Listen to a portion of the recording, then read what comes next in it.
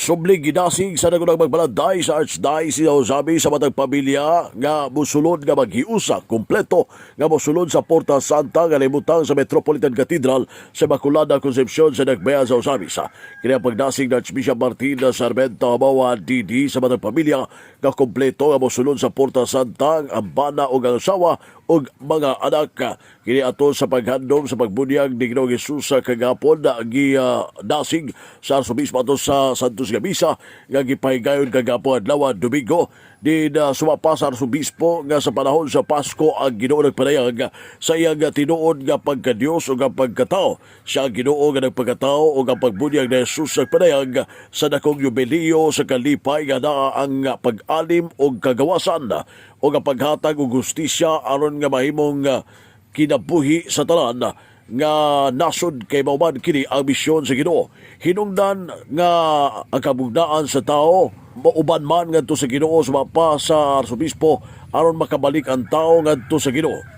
Hinungdan nga naa ang si Jesus sa karon usab nga panahon atong gisaulog ang yubileo sa 2025 o gibuksan ang Porta Santa dato pang Disyembre 29, 2024 o ang Santo Papa Francisco nagproklama sa dakong yubileo sa tuig 2025. Busa may nugdanon nga Matag Pamilya dungan nga mosulod sa Porta Santa nga nahimutang sa kilid sa Metropolitan Cathedral sa Immaculada Concepcion sa Nagbayan sa Ozamis o ginasig sa Arsobispo ang tibok banay nga mosulod sa Porta Santa o muhalok sa krus ug magampo alang sa intensyon sa Santo Papa o kaniya usab nga magbalantay sa lokal nga simbahan sa Ozamis isip Arsobispo sa Archdiocese sa Ozamis o nga pinaagi niana mabati ang dakong kalipay nga adunay kamag-uhan sa matag usa nga naa pagpalingkamot nga may mahimong balaan nga mamahimong balaan ang mga anak o ang miyembro sa pamilya.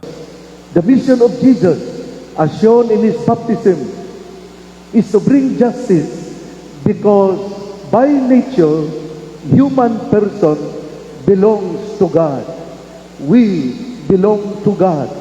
The mission of Jesus then is to restore the human person to God, and this act is a form of justice. Our nature is to be with God. Because of sin, we are separated from God. But God loves us all. And because of this, God would like to restore us to Himself.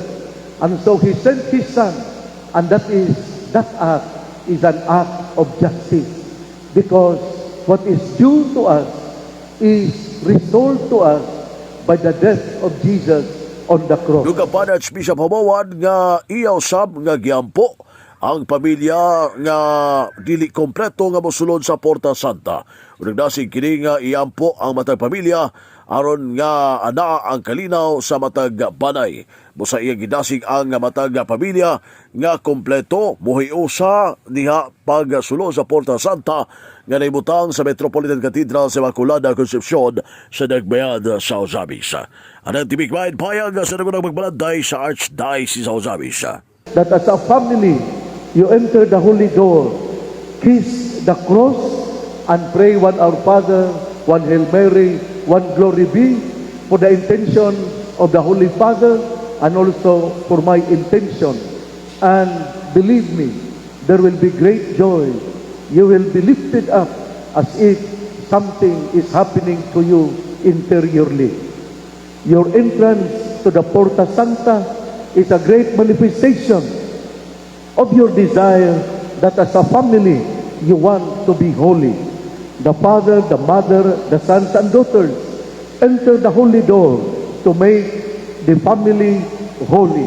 Ang tipik kamahin payag sa nagunang magbalanday sa Archdiocese of Ozamis Archbishop Martin Sarmento Mawa DD ato sa paghandom sa pagbunyag sa Ginoo nga gihimo kagapon Domingo ang Santos Gamisa diya sa Metropolitan Cathedral sa Immaculada Concepcion sa Nagbayan sa Ozamis. Alang sa DX, diniseman yung kampana ng Radio Siman. Dumani 8 Manuel Ron Kilio Gier danang sa Nagbayan.